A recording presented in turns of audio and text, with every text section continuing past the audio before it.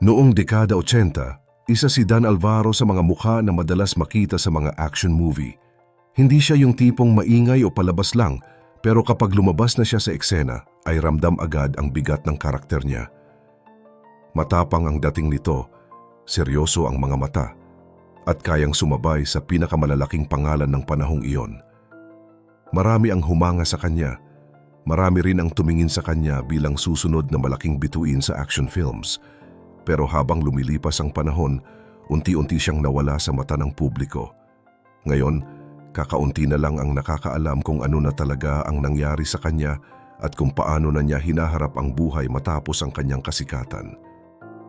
Ano nga ba ang totoong kwento sa likod ng kanyang biglang pagkawala at paano nabago ng panahon ang buhay ni Dan Alvaro mula noon hanggang ngayon? Pero bago po ang lahat, baka pwedeng pa-like ang video na ito. Dahil napakalaking bagay na ito sa aming content creators, maraming salamat po. Bago pa man makilala si Dan Alvaro bilang artista, mahaba muna ang pinagdaanan niya. Lumaki siya sa hirap at maaga niyang natutunan kung paano maghanap ng paraan para mabuhay. Bata pa lang siya ay nagtatrabaho na siya habang nag-aaral. May mga panahong nagtitinda siya ng kung ano-ano, minsan nangangalakal, at minsan naglalakad ng malayo para lang may pambaon sa eskwela. Hindi madali ang buhay niya noon, pero doon nahubog ang ugali niyang hindi umaasa sa iba at marunong dumiskarte. Ang pagpasok niya sa showbiz ay nagsimula bilang stuntman. Siya yung gumagawa ng delikadong eksena, yung nasusuntok, nahuhulog, at nasasaktan para lang magmukhang totoo ang pelikula. Sa trabahong ito, nakatrabaho niya ang ilan sa pinakamalalaking action stars ng bansa. Kahit kinakabahan siya sa simula, pinakita niya pa rin ang tapang at disiplina niya sa trabaho. Dahil dito, napansin siya ng mga direktor at producer hanggang sa mabigyan siya ng mas malalaking papel. Dumating ang panahon na hindi na lang siya stuntman, kundi isa ng ganap na aktor. Lumabas siya sa maraming action films at naging bida at kontrabida sa iba. Isa sa mga pelikulang nagbigay sa kanya ng mas malawak na pagkilala ay yung pelikulang kung saan gumanap siya bilang kapatid ng isang kilalang aktres. Doon nakita ng marami na kaya niyang umarte at hindi lang umasa sa pisikal na lakas. Mula roon, sunod-sunod na ang proyekto niya at pati commercials ay napasok niya rin. Sa kasagsagan ng kanyang karera, masasabi natin na maganda ang naging takbo ng buhay niya. May pangalan siya, may kita, at nakabili pa siya ng sariling bahay. Pero tulad ng maraming artista, dumating din ang panahon na nagbago ang takbo ng industriya. Dumami ang mas batang artista, nag-iba ang uso, at unti-unting nabawasan ang mga proyektong dumarating sa kanya. May mga pagkakataong hindi siya nabibigyan ng tamang oportunidad at hindi na siya gaanong naasikaso ng mga taong humahawak sa kanyang karera.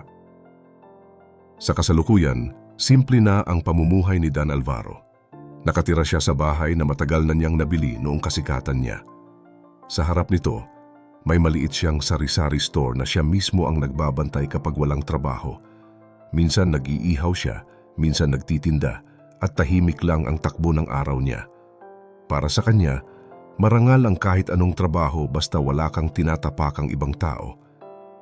Matapos ang unang tagumpay niya bilang action star, mas lalo pang lumalim ang mga papel na ginampanan ni Dan Alvaro. Isa sa mga karakter na talagang tumatak sa kanya ay yung papel na may kakaibang ugali at madilim na kwento. Isang tahimik pero mapanganib na karakter na may iniiwang bulaklak sa bawat krimeng ginagawa niya. Hindi ito karaniwang kontrabida dahil may dahilan ang bawat kilos nito at may emosyon sa likod ng bawat eksena. Dahil sa papel na ito, mas nakita ng mga tao ang lalim ng kanyang pag-arte, hindi lang ang lakas ng katawan. Sa pelikulang yon, may karakter na mas matanda sa kanya na nagsilbing parang ina sa kwento. Siya ang gumagabay at nagbibigay ng utos, kaya naging mas buo at kakaiba ang istorya. Dahil sa lakas ng tema at galing ng mga artista, naging usap-usapan ang pelikula at nakatanggap ito ng pansin mula sa mga award-giving bodies. Si Dan ay na-nominate bilang pinakamahusay na aktor, kasabay ng malalaking pangalan sa industriya. Kahit hindi siya nanalo, malaking karangalan pa rin na mapabilang sa ganitong antas. Habang tumatakbo ang kanyang karera, Makikita rin sa mga lumang dyaryo at magasin ang mga balitang tungkol sa kanya. May mga pelikula siyang ginawa hindi lang sa Pilipinas, kundi pati sa ibang bansa. May mga pagkakataon ding siya mismo ang nagdirect o naging mas aktibo sa likod ng kamera. Ipinapakita nito na hindi lang siya umaasa sa kasikatan, kundi sinubukan din niyang matuto at mag-explore sa iba't ibang aspeto ng pelikula. Sa panahong iyon, kilala rin siya bilang disiplinadong artista. Hindi siya nagpapabaya sa katawan at kalusugan niya. Mahilig siyang mag-ehersisyo at sundin ang routine niya. Hindi rin siya pumasok sa bisyo na karaniwan sa industriya. May mga alok na dumating sa kanya na hindi tugma sa gusto niyang direksyon, pero pinili niyang manatili sa genre na alam niyang kaya niyang panindigan. Para sa kanya, mas mahalaga ang respeto sa sarili kaysa sa mabilis na pera. Habang sumikat ang mga bagong muka sa action films, unti-unting nabawasan ang mga pangunahing papel na dumarating sa kanya. May mga pagkakataong ang mga proyektong para sana sa kanya ay napunta sa iba. Dahil dito, tinanggap niya ang mas maliliit na papel para masuportahan ang pamilya. Hindi naging madali ang desisyong ito, pero kailangan niyang maging praktikal, kaya mas pinili niyang magtrabaho kaysa maghintay ng perpektong oportunidad. Sa personal na buhay, dumaan din siya sa maraming pagsubok. Nagkaroon siya ng ilang relasyon na hindi nagtagal. May mga dahilan na hindi nila napagkasunduan, tulad ng selos at hindi pagkakaintindihan. Sa kabila nito, sinikap niya paring manatiling maayos ang ugnayan niya sa mga naging kapareha niya, lalo na para sa kapakanan ng kanilang mga anak.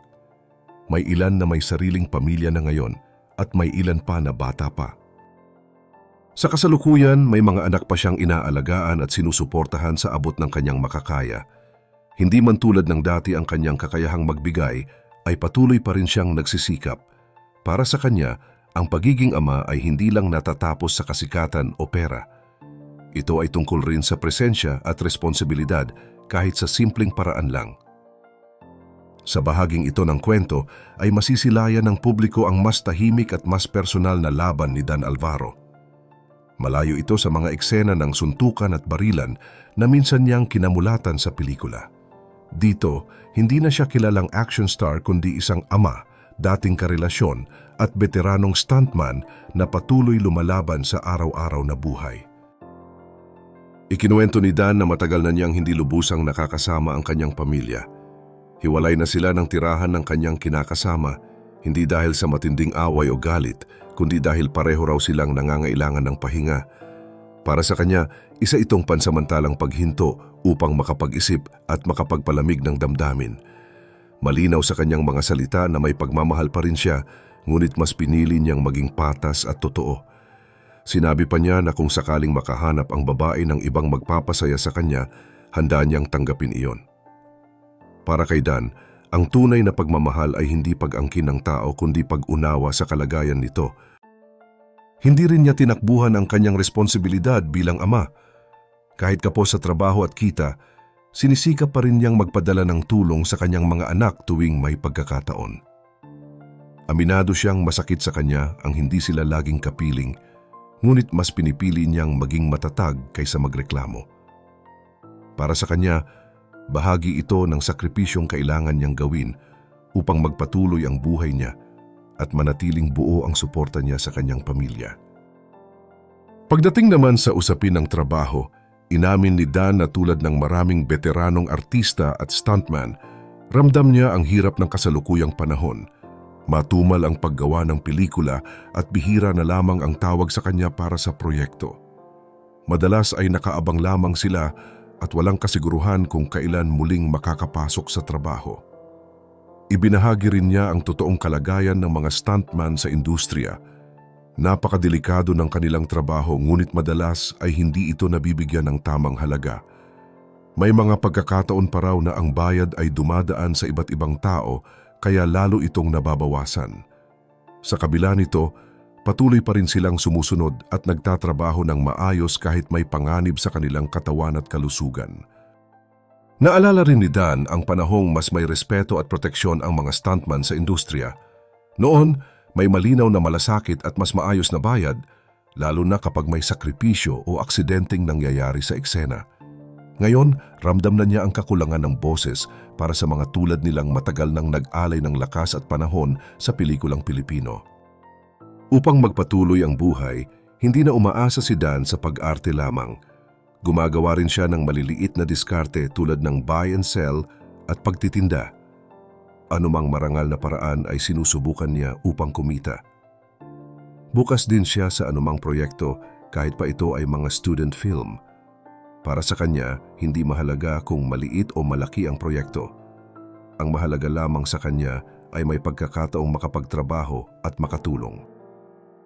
Sa huli, ang kwento ni Dan Alvaro ay hindi lamang kwento ng isang artistang unti-unting nawala sa mata ng industriya. Ito ay kwento ng isang taong patuloy na lumalaban kahit tahimik, kahit mahirap, at kahit hindi na sentro ng atensyon.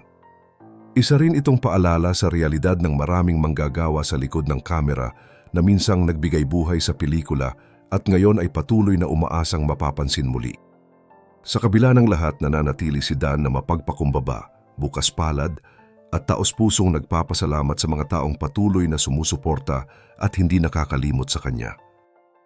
Ikaw, kung dumating ka na sa punto na tila nakalimutan ka na ng mundong minsan mong pinag-alayan ng lakas at panahon, paano ka mananatiling matatag at magpapatuloy sa buhay?